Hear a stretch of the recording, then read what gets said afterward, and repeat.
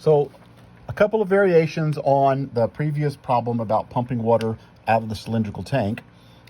Answer that problem if the tank is only half full. Suppose it's only half full of water and we want to pump it all to the top of the tank.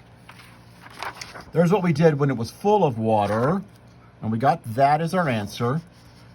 Here's how that changes. We said the slicing and all that's still going to work, right? The weight of a slice is going to work. The distance it moves is still going to be X. However, notice that there is no water in this tank between 0 and 5, right? It's only half full now in example 2b. There's no water between 0 and 5. Then from 5 to 10 on my axis, if I put 0 at the top and 10 at the bottom, that's kind of one of the disadvantages of putting 0 at the top and 10 at the bottom. You could put 0 at the bottom and 10 at the top. This would have to change. The distance would always be 10 minus X. But then half full would be from 0 to 5. Instead of this, you still get everything the same. The slices weigh the same. They move the same distance as in the previous problem. But there is only water between X equals 5 and X equals 10.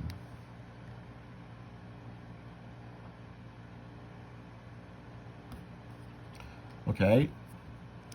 Answer the previous problem if the tank is buried 2 feet underground and the water must be pumped through a pipe to ground level. So it's got to go 2 feet above the tank. And I realize now that previous problem is kind of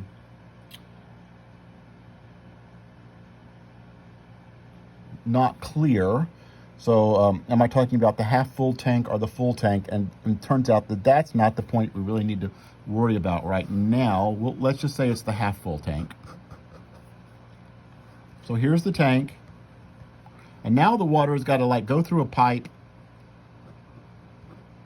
2 more feet and get pumped out of a spigot or something. So you got this pipe and you're going to pump it 2 more feet. Here's how the problem changes. Right? A slice is still going to weigh. The force is still going to be the same thing. 24,960 pi dx. The distance is now going to change. That was 0. The distance down to here was X. And notice it's got to move X up to 0. Then it has to move 2 more. So the distance is no longer X, it is now X plus 2. And so the work done to move a single slice is 24960 times X plus 2 times pi dx. The order doesn't matter there. You can say pi times X plus 2. Integral, either from 5 to 10 if we're working the half full problem, or 0 to 10 if we're working the full problem.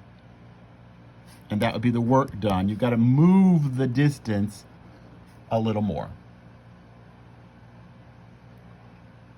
And I think I'll quit this video and start a new one for the last example.